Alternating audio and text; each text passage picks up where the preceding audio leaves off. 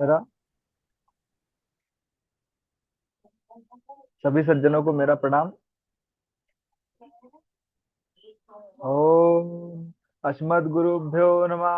अस्मद् परम गुरुभ्यो नमः। अस्मद् सर्व गुरुभ्यो नमः। श्री राधा कृष्णाभ्याम नमः। श्रीमते रामानुजाय नमः। लंबोदरम परम सुंदर एकदंतम पीताम्बरम त्रिनयनम परमं पवित्रम उद्यत दिवाकर निभोज्वल कांति कांतम विघ्नेश्वरम सकल विघ्न हरम नमामि। अखंड मंडलाकारं व्याप्तमेन चराचरं तत्पदं दर्शितमेन तस्मै श्री गुरुवे नमः। नारायणं नमस्कृत्य नरं चैव नरोत्तमं देवीं सरस्वतीं व्यासं ततो जयमुदीरये। श्री राम राम रघुनंदन राम रामा। श्री राम राम भरताग्रज राम रामा। श्री राम राम रणकर कस राम रामा। श्री राम राम शरणं भव राम रामा। माता रामो मत्पिता रामचंद्रः। स्वामी रामो मत्सखा रामचंद्रः। सर्वस्व मे रामचंद्रो दयालु। नान्यं जाने नैव जाने न जाने। अंजनानंदनं वीरं जानकी शोकनाशनं कपीशमक्षहन्तारं वन्दे लंका भयंकरम्। भक्ति भक्ति भगवंत गुरु चतुर नाम बपुए। इनके पद वंदन किए नासत विघ्न अनेक। बोलिए श्री राघवेंद्र सरकार की जय। श्री रामायण राम कथा की जय। श्री गोस्वामी तुलसीदास महाराज की जय। परम मंगलमय प्राप्त अखिलेश्वर अचिंत कल्याण गुणगण निधान सर्वेश्वर सर्वाधिपति श्रेष्ठ आचरणवान प्रजा के सुखदाता आनंद कंद श्री रामचंद्र कौशल्यानंद आनंद वर्धन अवध नरेंद्र नंदन श्री रघुनंदन विदेह वनस वै जयंती जनक नरेंद्र नंदिनी भासुती जगदीश्वरी माँ सुनैना की आंखों की पुतलिका विदेह जा जनकाधिराज तनया जनक राज किशोरी वैदेही मैथिली श्री राम प्राण वल्लभा श्री राम जानकी। इन दोनों युगल सरकार के पावन चरणारविंदों पर कोटि कोटि नमन नतमस्तक बंदन एवं अभिनंदन। तीनों मैया चारों भैया के चरणों में कोटि कोटि प्रणति। अनंत बलवंत गुणवंत श्री हनुमंत जी के महाराज के चरण कमलों में पर कोटि कोटि प्रणति। समस्त भूतादिक सिया राम मैं सब जग जानी करहु प्रणाम जोर जुग पानी। सज्जनों, हम सब श्री राम कथा मंदाकिनी पर अवगाहन करने का जीवन में सुख सौभाग्य प्राप्त कर रहे हैं। इस समय हम बड़े ही पावन प्रसंग पर बने हुए हैं। श्री रघुवर जी के विवाह के प्रसंग पर श्री राम जी सरकार ने उन्होंने जब धनुष तोड़ दिया है तो वह धनुष यज्ञ जो था वह धनुष तोड़ते ही संपन्न हो गया।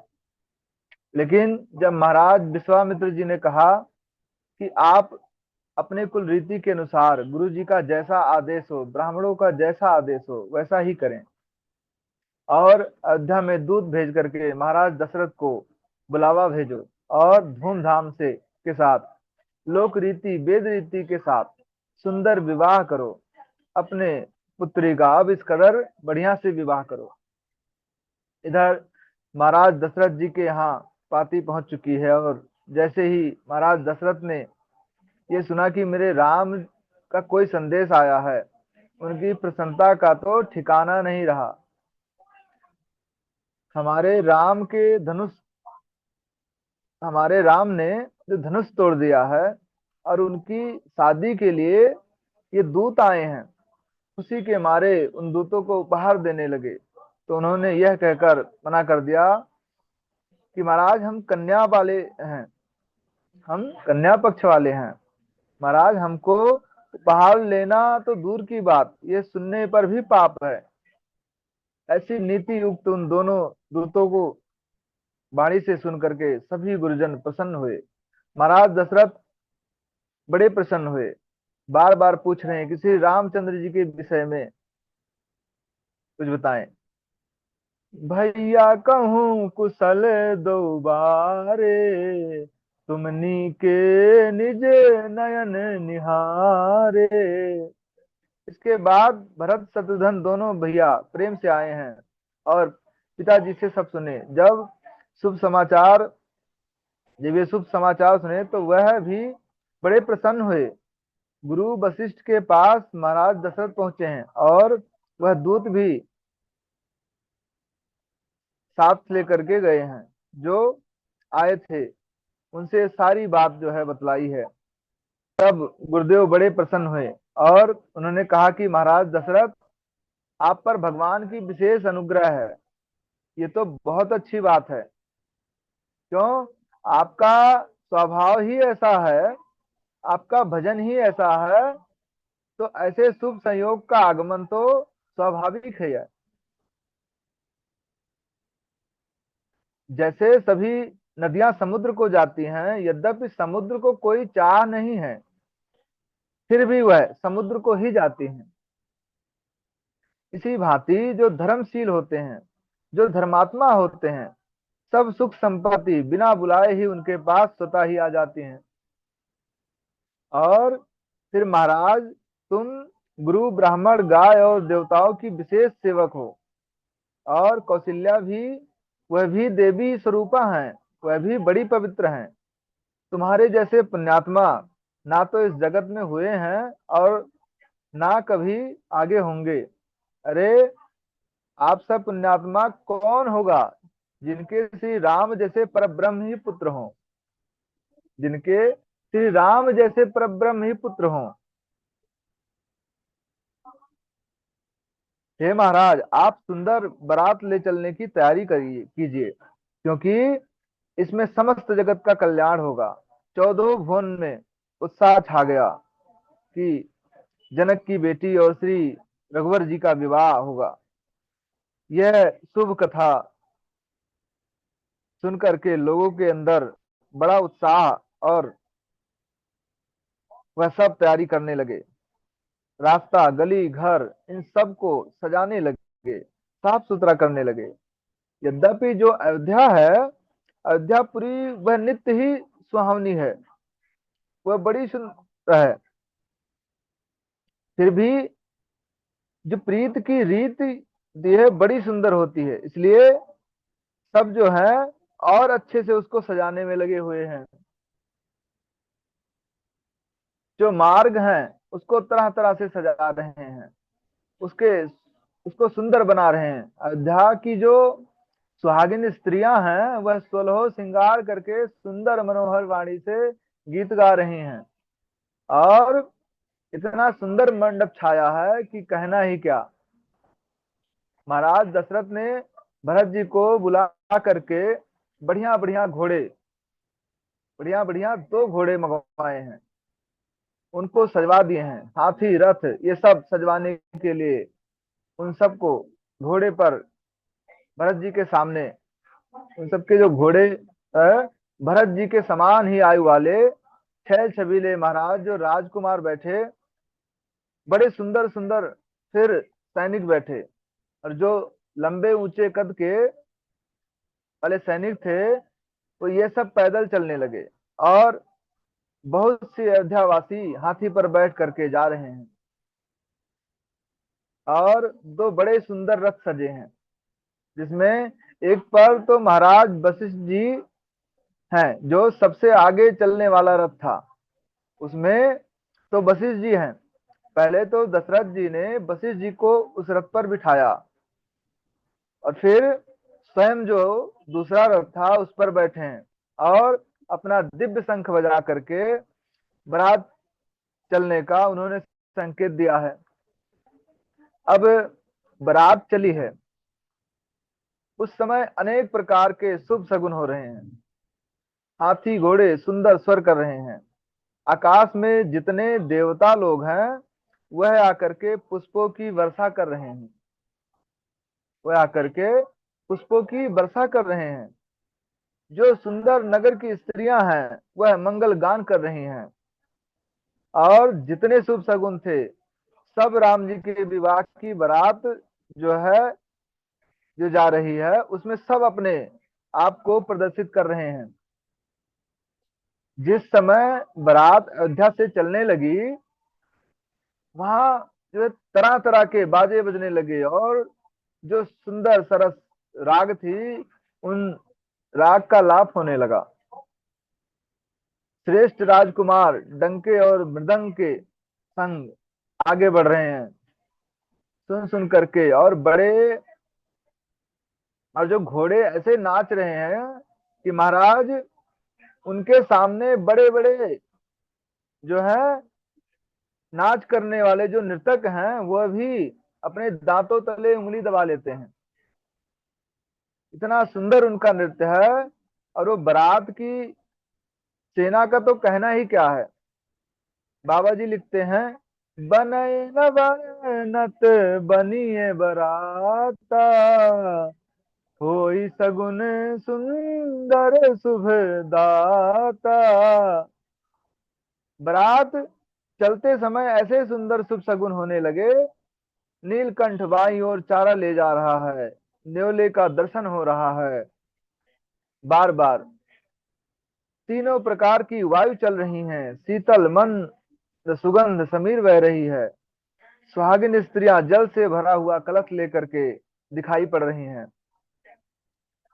और अपने छोटे छोटे बालकों को गोद में लेकर के उनको दुलार करते हुए मिल रही हैं। गैया मैया अपने बछड़ों को दुग्ध पिलाते हुए मिल रही हैं, और हाथ में सुंदर ग्रंथ लिए हुए, वेद शास्त्र लिए हुए, सामने से दो ब्राह्मण का आना जो दिखाई दे रहा है। सुंदर जो दो ब्राह्मण आते दिखाई दे रहे हैं, जो बहुत ही सुंदर सब सगुन शुभ सगुन है।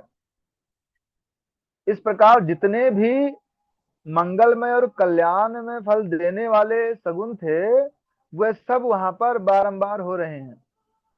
ऐसा विवाह है कि सुनकर के जितने भी शुभ सगुन थे, वो सब नाच उठे हैं ब्रह्मा जी से कि आज हमारा होना।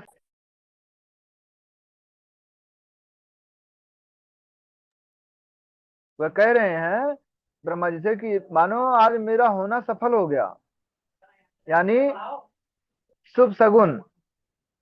अगर प्रभु की बारात में भी अगर हम सामने नहीं आए तो हमारा होना ही क्या।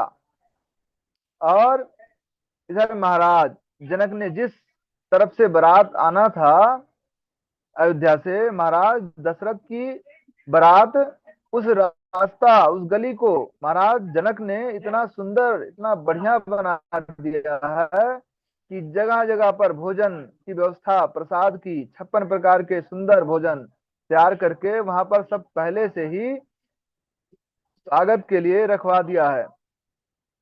अब धीरे धीरे बारात चलने लगी है, गांव नगर होते हुए बढ़ रही है। अच्छा, जब सबको पता चला कि बारात जा रही है घनघोर मिथिला नगरिया, तो सब बड़े प्रसन्न हुए। तो सब जानते थे कि ये जो महाराज दशरथ अयोध्या धाम से के राजा हैं, वह बारात लेकर के जा रहे हैं। तो सब आते हैं और पूछते हैं कि महाराज, ये बारात कहाँ जा रही है। तो सबने कहा कि मिथिला धाम जा रही है। अच्छा, तो विवाह कब है। तो सब बाराती जो है एक दूसरे का मुख देखने लगे। क्यों? क्योंकि यह रघुवर जी की जो बारात ऐसी है कि जो बड़े विचित्र है। क्यों? क्योंकि अभी निर्धारित ही नहीं है कि किस तिथि में विवाह होना है, इसलिए एक दूसरे का मुख देखने लगे कि बताएं क्या। अच्छा, फिर और थोड़ी दूर बारात चली, तो अन्य गांव के जो लोग हैं, लोगों ने पूछा कि महाराज, बारात तो ठीक है, बहुत बढ़िया है, अच्छा ये बताइए कि दूल्हा कहाँ है, जिनका विवाह होना है वह कहीं दिखाई नहीं पड़ रहे हैं। अब जवाब क्या दें, जब दूल्हा है ही नहीं, बिना दूल्हे का बारात जा रही है। अब हंसी होने लगी, और अवधवासियों ने सोचा कि महाराज अब कोई ना कोई युक्ति तो निकालनी पड़ेगी, नहीं तो हमारी जगह जगह पर हंसी होती जा रही है। अभी तो बड़ी लंबी दूरी की यात्रा करनी है। अब जब आगे गए तो दूसरे गांव में आए, फिर से वही प्रश्न उनके सामने आया कि बारात तो बहुत सुंदर है लेकिन दूल्हा कहाँ है। आगे वालों से पूछा तो आगे वालों ने सोचा कि महाराज, इस हंसी से बचने का कोई तो उपाय सोचते हैं। उन्होंने कहा, दूल्हा, आप दूल्हा ढूंढ रहे हैं? तो दूल्हा सबसे पीछे है। गांव वाले भागे भागे गए हैं महाराज, क्योंकि बाराती बड़े सुंदर थे, तो उत्सुकता थी कि चलो भाई, दूल्हा तो कितना ही सुंदर होगा। भागे भागे गए, पीछे वालों से पूछा कि दूल्हा कहाँ है। तो बोले, कहाँ से आ रहे हो? पीछे वाले बोले, कहाँ से आ रहे हो? वो बोले कि आगे वालों ने कहा कि दूल्हा पीछे है, तो पीछे से आगे से आ रहे हैं हम पीछे। पीछे वाले समझ गए कि भाई आगे वाले तो बच गए और हमारे ऊपर डाल दिए हैं, तो वह भी बचे कैसे। तो उन्होंने कहा कि दूल्हा, अच्छा दूल्हा, अरे यहाँ कहाँ आप दूल्हा को ढूंढ रहे हैं? दूल्हा तो बीच में चलने लग गया है। अब भागे भागे गांव वाले गए और जा करके बीच में वालों से पूछने लगे हैं। तो इस प्रकार वो फिर पकड़े गए। यह युक्ति भी जो है काम नहीं आई। तो समझ गए कि कुछ ना कुछ तो और उपाय करना ही होगा, नहीं तो ऐसी हंसी होती जाएगी।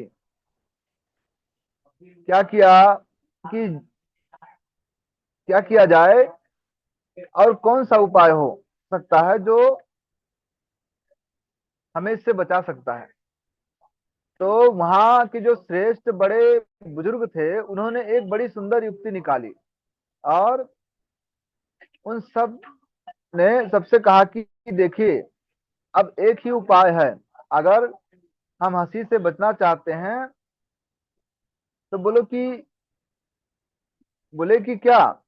तो बोले कि दूल्हा बनना पड़ेगा किसी न किसी को। तो अब दूल्हा किनको बनाया जाए? ऐसा कौन है जो दूल्हा बनने योग्य है? तो सबकी दृष्टि जो है भरत जी की ओर पड़ी। क्यों?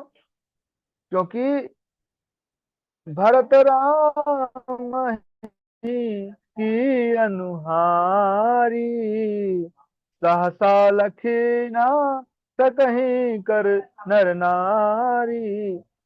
जो श्री भरत जी हैं, वह राम के समान हैं, राम के समान ही दिखाई पड़ते हैं।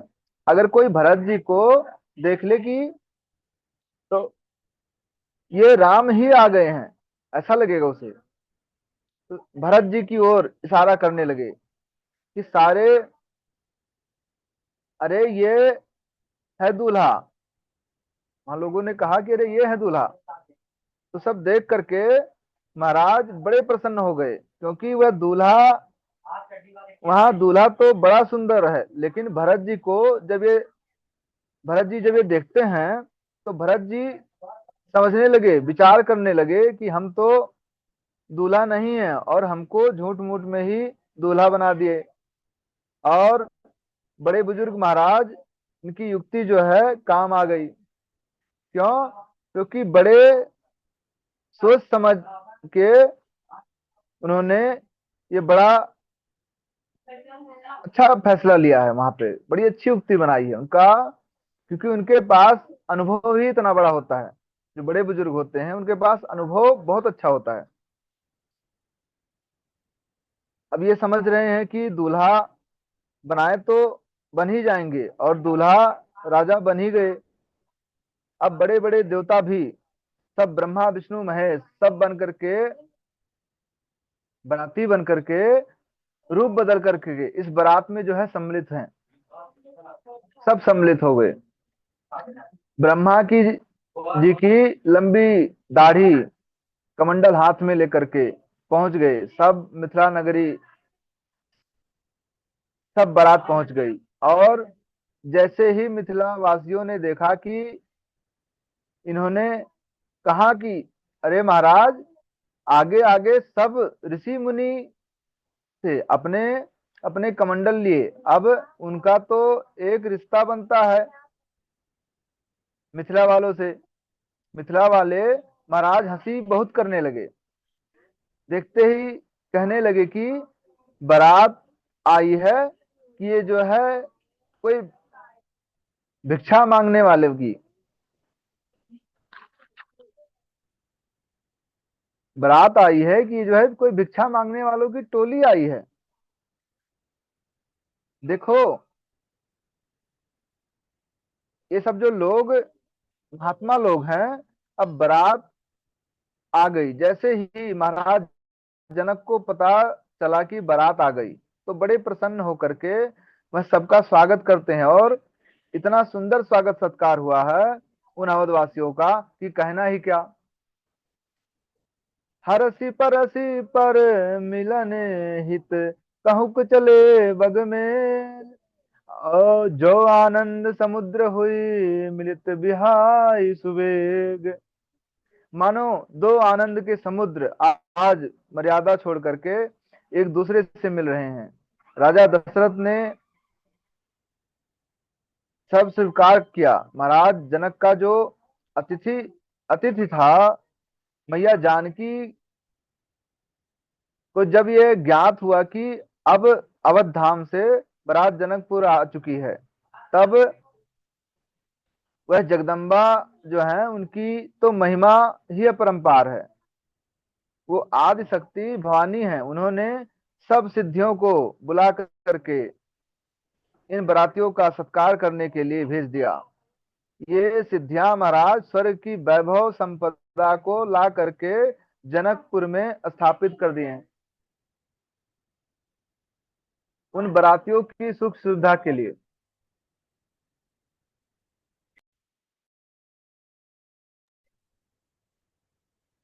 उन वैभव संपदा का रहस्य जो है किसी ने नहीं जाना, केवल राम जी ही समझ पाए। और मन में बड़े आनंदित हुए, बड़े हर्षित हुए। यहाँ बरातियों को देख करके प्रेम पूर्वक जनकपुर के लोग हंसी कर रहे हैं, तरह तरह की बात कर रहे हैं। एक ने कहा कि विवाह तो एक दिन ही होना था, लेकिन ये अयोध्या वासी जो है एक महीना पहले ही आ गए। तो दूसरे ने कहा, महाराज कि तुम जानते नहीं हो, ये सब अयोध्या वासी हैं, अयोध्या के लोग हैं। वहां इनको कुछ खाने को तो मिलता नहीं था, तो भागे भागे चले आए कि चलो भाई, पहले से ही चलते हैं, वहां पर अच्छा अच्छा खाने को मिलेगा। तो तीसरे ने कहा कि कहा कि सही बात है भाई, अयोध्या में तो सत्तू खाते खाते ही सब मर गए, अब यहाँ पर आए हैं एक महीना पहले ही, इसलिए आ गए कि दही चूड़ा और तरह तरह के व्यंजन पकवान खाने को मिलेगा। सब बाराती भी सुन करके प्रसन्न हो रहे हैं, क्योंकि वह जानते हैं कि यह जो बातें हैं यह प्रेम की बातें हैं। और अयोध्या वासियों का ऐसा स्वागत हुआ है महाराज जनक और जनकपुर के वासियों के द्वारा कि वह अपने अयोध्या धाम को भूल गए। और ऐसा सत्कार तो करना भी चाहिए। अगर हमारे घर में कोई प्रसाद ग्रहण कर ले, तो हमारे लिए तो बहुत सौभाग्य की बात होती है, क्योंकि हम और आप कोई खिलाने वाले तो है नहीं, और ना ही किसी को खिला सकते, क्योंकि सबको देने वाला तो परमात्मा है। वह सब वह हम सबको एक निमित्त मात्र बना देता है। अगर बनने का जीवन में सौभाग्य मिले, तो जरूर हमको ऐसा पुण्य काम करना चाहिए। क्योंकि देखिए, अन्न से, अगर हम अन्न का दान करेंगे किसी को,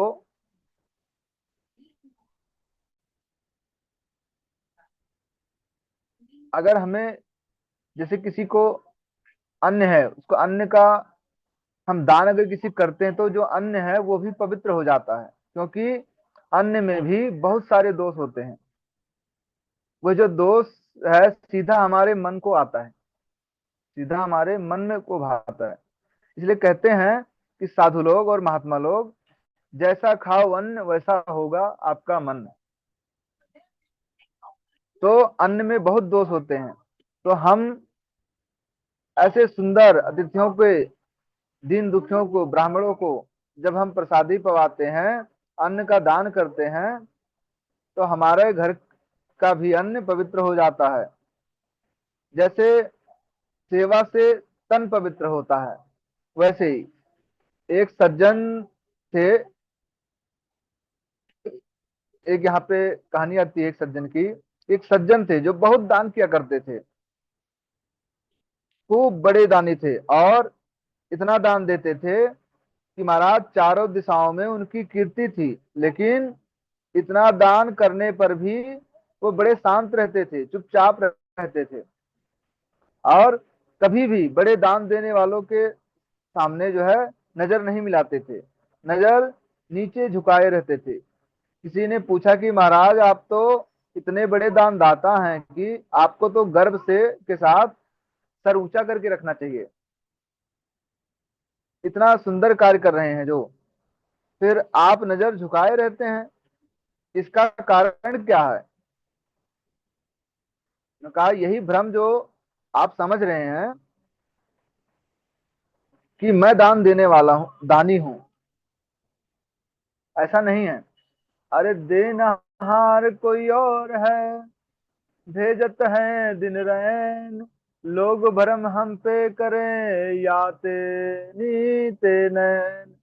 अरे देने वाला तो परमात्मा है जो दिन रात दे रहा है, लेकिन लोग भ्रम मुझ पे कर रहे हैं कि मैं दान देने वाला हूं।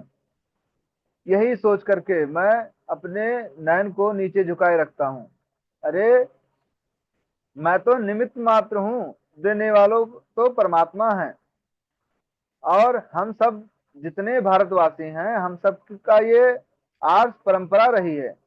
हम सब ने बचपन से सुना है और पढ़ा भी है कि किसी से, हम सब ने बचपन में खूब सुना और बहुत पढ़ा है सब, कि अतिथि देवो भव। हमारे यहाँ अतिथियों को देव के समान मानते हैं। अतिथि देवो भव,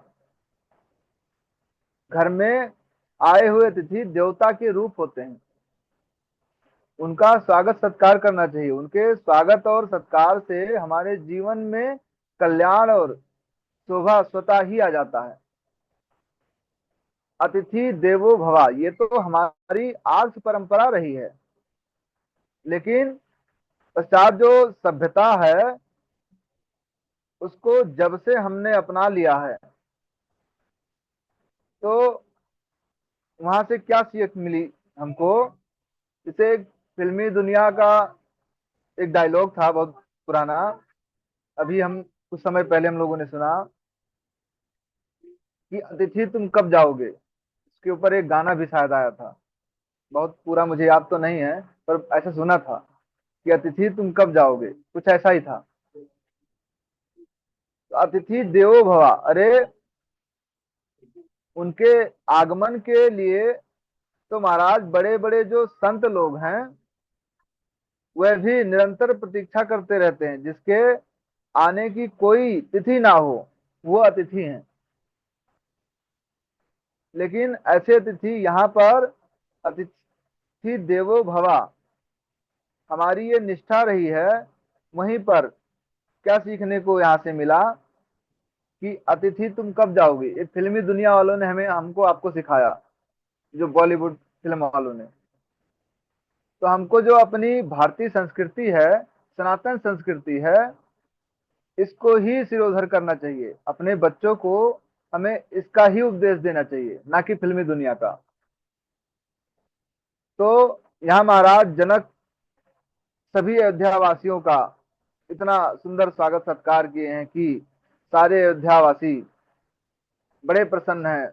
प्रभु श्री राघवेंद्र सरकार और भैया लक्ष्मण जी को जैसे ही पता चला कि पिताजी आ गए हैं, तो वह तो बड़ी मन में उत्सुकता थी, उनके मन में बड़ी उत्कंठा थी जगी फिर पिताजी के दर्शन करने की, लेकिन संकोच के कारण गुरु जी से कह नहीं पा रहे हैं।